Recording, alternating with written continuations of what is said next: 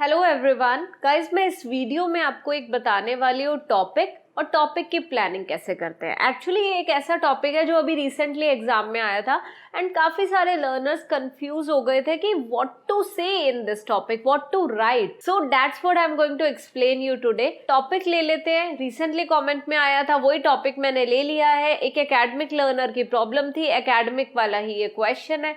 समझा देती हूँ आपको डिटेल में कि प्लानिंग कैसे करनी है। प्लानिंग में सबसे पहले एक चीज का ध्यान रखना कि 5 to 7 मिनट से ज्यादा टाइम मत लगाना प्लानिंग में, वही चीज हम इधर करेंगे। तो वीडियो को एंड तक जरूर देखो, समझ आएगा सब कुछ डिटेल में। Some people say it is a waste of time to plan for the future. So कुछ लोगों का मानना है कि ये एक वेस्ट ऑफ टाइम है, ठीक है, to plan for the future. Future के लिए प्लान करना वेस्ट ऑफ टाइम है और ये मोर इम्पॉर्टेंट है to focus on the present. ये बहुत इंपॉर्टेंट है कि हम प्रेजेंट पे फोकस करें। To what extent do you agree और disagree?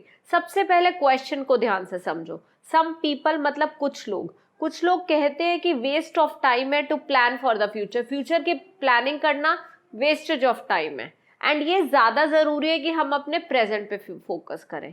To what extent do you agree और डिसएग्री? मैं 70% एग्री करती हूँ कि फ्यूचर की प्लानिंग करना, ठीक है, प्लान करना फ्यूचर के लिए वेस्ट ऑफ टाइम है। 30% मैं सोचती हूँ कि नहीं, करना भी चाहिए, कुछ गोल सेट करने चाहिए लाइफ में, ठीक है। सो 70% मैं एग्री कर रही हूँ, 30% डिसएग्री कर रही हूँ, ठीक है। अब करना क्या है यहाँ पे? Waste of time to plan for the future. Book को रखते हैं साइड में क्योंकि ऑलरेडी टॉपिक तो पता ही है। सबसे पहले समझो कि waste of time to plan for the future and it's better to focus on the present. Why do I agree? ठीक है, सो अब एग्री कर रही हूँ तो मैं क्या बताऊंगी? पहला reason, if we think a lot about the future we feel depressed। बहुत ज्यादा अगर हम फ्यूचर के बारे में सोचते रहेंगे we start overthinking। जब हम ओवरथिंक करते हैं तो हम बहुत ज्यादा स्ट्रेस लेते हैं तो we are even spoiling our present। जो आपके पास अभी है, जो आप प्रेजेंट में आपके पास जो भी चीजें हैं एटलीस्ट उन्हें तो चेरिश करो ना। हम फ्यूचर के बारे में सोच के we are even unable to live the present properly, we are unable to live the present peacefully. So in order to enjoy the present peacefully we should just simply focus on the present. Future की planning पे नहीं focus करना चाहिए ज्यादा क्योंकि हमें नहीं पता, we can not predict anything कि क्या होगा। So it's better we focus on the present and present में काम अच्छा करेंगे तो डेफिनेटली फ्यूचर अच्छा होना ही है ना। तो what is the point to think of the future? So क्यों नहीं सोचना? स्ट्रेस आता है, डिप्रेशन आता है और इसी आइडिया को प्रॉपरली फ्रेम कर दो। नाउ द सेकेंड आइडिया, यहाँ पे सेकेंड आइडिया हम क्या दे सकते हैं? It's wastage of time to plan for the future and it's better to focus on the present. So why is it better to focus on the present? Question तो यही है ना, why is it better to focus on the present? Answer दे दिया, क्योंकि future के बारे में ज्यादा सोचेंगे तो डिप्रेशन होगा, स्ट्रेस ज्यादा लेंगे, ठीक है। Now why is it not important to, ठीक है, why it is not good to plan for the future? क्योंकि it is unpredictable। अब यहाँ पे पहला आपने आंसर डिप्रेशन एंड स्ट्रेस कर दिया, दूसरे पॉइंट में बता दिया कि future is unpredictable. No one has seen the future. No one can predict what is going to happen even after an hour, even after 24 hours. How can we predict what is going to happen after 10 years?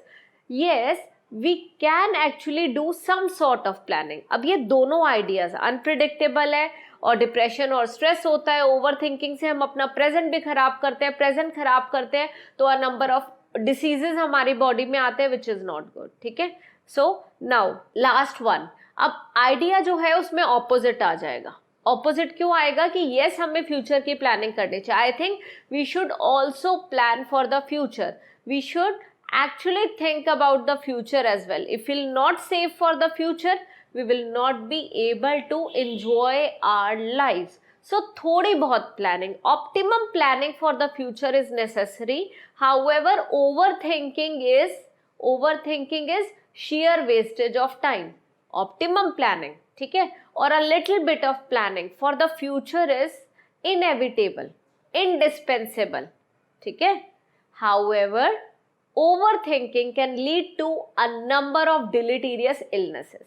सो मैंने यहाँ 3 points बताए। मैं 70-30 approach रख रही थी। 70% में रख रही थी कि प्लान नहीं करना फ्यूचर के लिए और फोकस करना है प्रेजेंट पे। क्यों?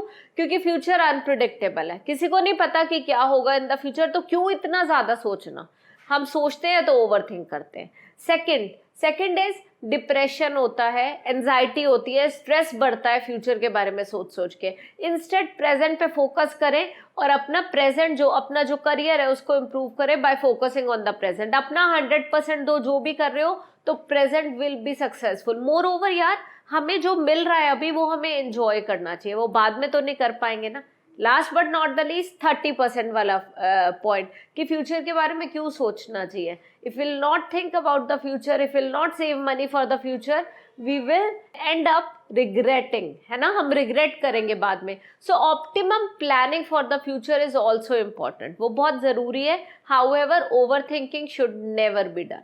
बस दैट्स इट। क्वेश्चन कोई भी मुश्किल नहीं होता, बस क्वेश्चन को हिंदी में अच्छी तरह समझ लो और उसके बाद उसकी प्लानिंग करो। You will never face any problem. So that's all for today. जिस तरीके से मैंने आज प्लानिंग करी है इस क्वेश्चन की, ऐसे ही आप हर एक क्वेश्चन की प्लानिंग करो। And if you get confused in any of the questions, you can simply share the question with me in the comment section. मैं आपके कमेंट्स पढ़ती हूँ ऑन अ रेगुलर बेसिस, और जैसे ही मुझे टाइम मिलेगा और मैं आपकी वो वाली वीडियो फॉर श्योर बनाऊंगी। सो बाय फॉर टुडे।